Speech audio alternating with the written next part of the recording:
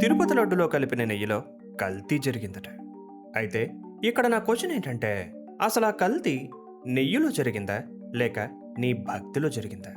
ఒక లడ్డు, కేవలం అరచేతిలో పట్టే ఒక చిన్న లడ్డు ఈ రాష్ట్రంలోని కోట్ల మంది విశ్వాసాన్ని, ఆత్మగౌరవాన్ని ఒక్క దెబ్బతో కింద పడేసిందా? గత కొన్ని నెలలుగా ఎక్కడ చూసినా ఒక్కటే గోల. తిరుమల లడ్డూలో కల్తీ జరిగింది, జంతువులు కొవ్వు కలిసింది, మహా అపచారం జరిగిపోయింది, సనాతన ధర్మం మంట కలిసిపోయింది అని. సరే, జరిగిందే అనుకుందాం, లేదా అదంతా అబద్ధమని వాదిస్తున్న వాళ్ళ మాటే నిజం అనుకుందాం. కానీ నేనిప్పుడు అడగబోయే ప్రశ్న అది కాదు. నేను అడిగే ప్రశ్న వింటే బహుశా మీకు కోపం రావచ్చు. Or even I'm unapologetic సనాతని హిందూ అని ఎమోషన్తో ఊగిపోవచ్చు కూడా. కానీ ఒక్క నిమిషం మీ ఎమోషన్స్ని కాస్త పక్కన పెట్టి లాజిక్తో ఆలోచించండి.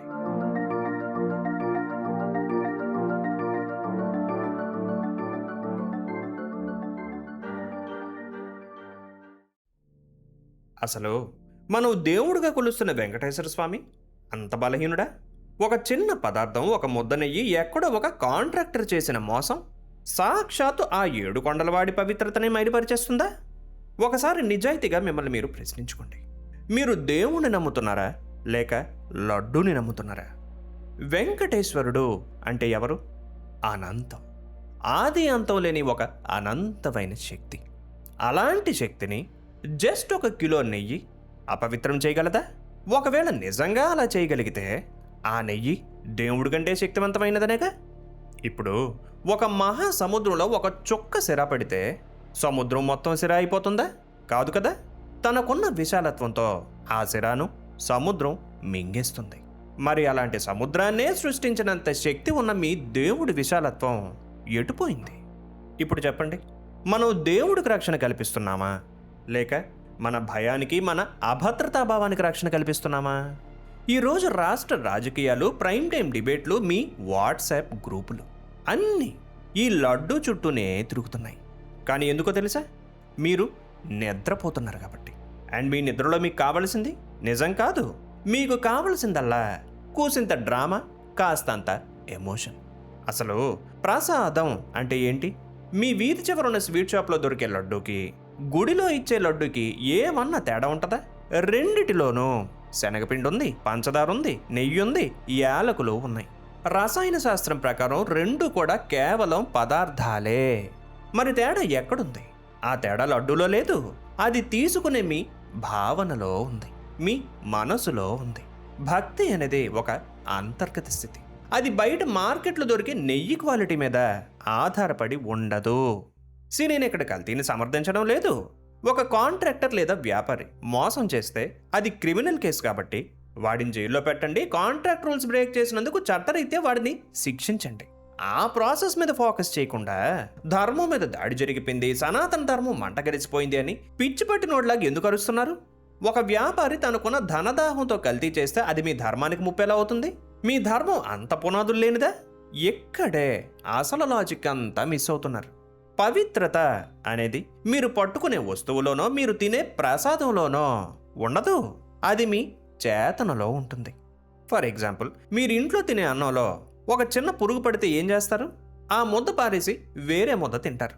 అంతేగాని అన్నపూర్ణాదేవికే అపచారం జరిగిపోయింది, హిందూ ధర్మం మంట గెలిచిపోయింది అని రోడ్డు మీదకి వచ్చి ధర్నాలు చేయరు కదా. మరి లడ్డు విషయంలోకి వచ్చేసరికి మాత్రం ఎందుకు చేస్తున్నారు? ఎందుకంటే మీకు దేవుడంటే ప్రేమ లేదు, మీకు దేవుడంటే భయం. ఆ లడ్డు తింటే ఎక్కడ పాపం తగులుతుందో, ఏ శిక్ష పడిపోతుందో అన్న భయం. మన సైకాలజీ ఎంత విచిత్రమైనదంటే, మనం ఎప్పుడూ ఆచారాలను పట్టుకొని వేలాడతాం తప్ప అందులో ఉన్న అసలైన స్పిరిచువాలిటీని అర్థం చేసుకోం. అండ్ రాజకీయ నాయకులకి ఈ విషయం బాగా తెలుసు. వాళ్ళకి తెలుసు, మిమ్మల్ని ఎడ్యుకేషన్ గురించి అడిగితే మీరు స్పందించారని, హాస్పిటల్స్ గురించి అడిగితే నిద్రపోతారని, ఉపాధి గురించి మాట్లాడితే టీవీ ఛానల్ మార్చేస్తారని. కానీ నీ దేవుడికి అన్యాయం జరిగిపోయింది అని ఒక్క మాట అంటే చాలు, మీరు రోడ్డు ఎక్కుతారు, కొట్టుకుంటారు, చొక్కాలు చించుకుంటారు. అక్కడ మీ బ్రెయిన్ పనిచేయడం ఆపేసి మీ ఎమోషన్ పనిచేయడం మొదలవుతుంది. అందుకే వాళ్ళు లడ్డూ పంచాయతీని ఎంచుకున్నారు. సరే, ఇప్పుడు దీని వెనుకున్న అసలైన కపటత్వాన్ని చూద్దాం. ఒక వర్గం అంటుంది కల్తీ జరిగింది, ఇది ఘోరమని. ఇంకో వర్గం అంటుంది మాకు క్లీన్ చిట్ వచ్చింది, మేము పవిత్రులము అని. ఇదంతా చూస్తుంటే నిజంగా నవ్వు వస్తుంది. అసలు స్వచ్ఛత అంటే ఏంటి? కేవలం నెయ్యిలో జంతువుల కొవ్వు లేకపోవడమేనా? మరి లక్షల మంది భక్తుల నమ్మకంతో రాజకీయాలు చేసి ఆడుకోవడం స్వచ్ఛత అవుతుందా? నిజమైన కల్తీ ఎక్కడ జరిగిందో చెప్పనా? లడ్డూలో వేసే నెయ్యిలో కాదు, మన మైండ్ సెట్లో జరిగింది. ఎప్పుడైతే రాజకీయ నాయకులు దేవుడి ప్రసాదాన్ని తమ ఓట్ల వేట కోసం వాడుకున్నారో అక్కడ జరిగింది కల్తీ. ఎప్పుడైతే ఒక భక్తుడి మనోభావాలను టీవీ రేటింగ్స్ కోసం అమ్ముకున్నారో అక్కడ జరిగింది కల్తీ. ఎప్పుడైతే నిజమైన ఆధ్యాత్మికతను, భక్తిని వదిలేసి కేవలం గుడ్డి ఆచారాల కోసం వెంపర్లాడారో అక్కడ జరిగింది కల్తీ. అసలు ఇదంతా పక్కన పెట్టేయండి. మనమంతా కలిసి గోమాత అని ఆవు గురించి గొప్పగా మాట్లాడుకుంటాం కదా. మరి గుడిలోకి వచ్చే ఆ టన్నుల కొద్ది నెయ్యి ఎక్కడి నుంచి వస్తుంది? ఇండస్ట్రియల్ డైరీ ఫార్మ్స్ నుంచి. అక్కడ ఆవుల్ని ఎలా ట్రీట్ చేస్తారో మీకు అసలు తెలుసా? వాటిని అసలు ప్రాణాలున్న జీవులుగా చూడరు, కేవలం పాల యంత్రాలుగా మాత్రమే చూస్తారు. పుట్టిన క్షణంలోనే ఆ ఆవుకు పుట్టిన దూడను తల్లి నుంచి వేరు చేస్తారు. పాలు పెనడానికి యంత్రాలు పెట్టి మరీ వాటిని హింసిస్తారు. అంత హింస నుంచి ఆ ఆవు కన్నిటి నుంచి వచ్చిన పాలు, నెయ్యి ఏ లాజిక్ ప్రకారం పవిత్రమవుతాయి? కేవలం ఆ నెయ్యిలో పంది కొవ్వు, చేప నూనె కలవలేదు అనే ఒకే ఒక సర్టిఫికేట్ ఉంటే ఆ డైరీ ఫామ్లో జరిగిన హింస అంతా పుణ్యంగా మారిపోతుందా? మీ కపటత్వానికి అసలు ఏమైనా హద్దులున్నాయా? మనం లడ్డూలో కలిసిపోయిన జంతువుల కొవ్వు గురించి ఆందోళన చెందుతున్నాం కానీ మన బతుకుల్లో, మన ఆలోచనల్లో పేరుకుపోయిన కొవ్వు గురించి అసలు ఆలోచిస్తున్నామా? లేదు. ఈ లడ్డూ వివాదం కొన్నాళ్ళకి సద్దుమణిగిపోతుంది. ఎందుకంటే ఏదో ఒక కమిటీ రిపోర్ట్ ఇస్తుంది, ఎవరో ఒకరు గెలుస్తారు, ఎవరో ఒకరు ఓడిపోతారు. కానీ ఈ మొత్తం ప్రాసెస్లో ఓడిపోయింది ఎవరు? మీరే. గత కొన్ని నెలలుగా ఈ రాష్ట్రంలో నిజంగా చర్చ జరపాల్సిన అసలైన అంశాలు ఎన్ని ఉన్నాయి? పోలవరం ప్రాజెక్టు ఎందుకింత ఆలస్యమైంది? విశాఖ స్టీల్ ప్లాంట్ పరిస్థితి ఎందుకు ఇలా మారింది? చదువుకున్న యువతకు ఉద్యోగాలు ఎక్కడ? ప్రభుత్వ బడ్జెట్లో అప్పులెంత? వాటిని ఎలా తీరుస్తారు? వీటి గురించి ఎవరైనా ఒక్క ప్రైమ్ టైంలోని డిబేట్ పెట్టారా? పెట్టరు. ఎందుకంటే అవి బోర్ కొడతాయి. ఆ ప్రశ్నలు మిమ్మల్ని ఆలోచింపజేస్తాయి. అండ్ అలా ఆలోచించే ఓటరు రాజకీయ నాయకుడికి ఎప్పుడు శత్రువే. ఎమోషనల్గా ఊగిపోయే బానిస లాంటి ఓటర్ మాత్రమే రాజకీయ నాయకుడికి కావాలి. ఇప్పుడు చెప్పండి, మీరు బానిసలుగా ఉండాలనుకుంటున్నారా, లేక ఆలోచించే మనుషులుగా బతకాలనుకుంటున్నారా? లడ్డూలో నెయ్యి ఎంత % ఉందో, ఏ ల్యాబ్ రిపోర్ట్ ఏం చెప్పిందో లెక్కలేసుకోవడం మానేసి మీ జీవితంలో వివేకం ఎంత % ఉందో లెక్కలేసుకోండి. దేవుణ్ణే కాపాడాల్సిన అవసరం మనిషికి లేదు.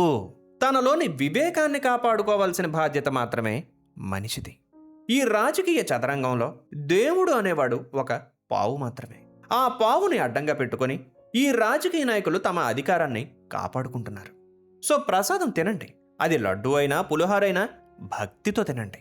కానీ ఆ ప్రసాదం పేరు చెప్పి మీ మెదడులోకి విషం చిమ్మే వాళ్ళని మాత్రం దరి దాపుల్లో కూడా రానివ్వకండి. సో చివరిగా నేను కన్వే చేయాలనుకుంటుంది ఒక్కటే, అసలైన పవిత్రత అనేది గుడ్డిగా నమ్మడంలో లేదు, నిలదీసి ప్రశ్నించే తత్వంలో ఉంది. అలాగే అసలైన భక్తి ఎమోషన్తో ఊగిపోవడంలో లేదు, సత్యాన్ని తెలుసుకోవడంలో ఉంది. అవును కదా? ఆలోచించండి.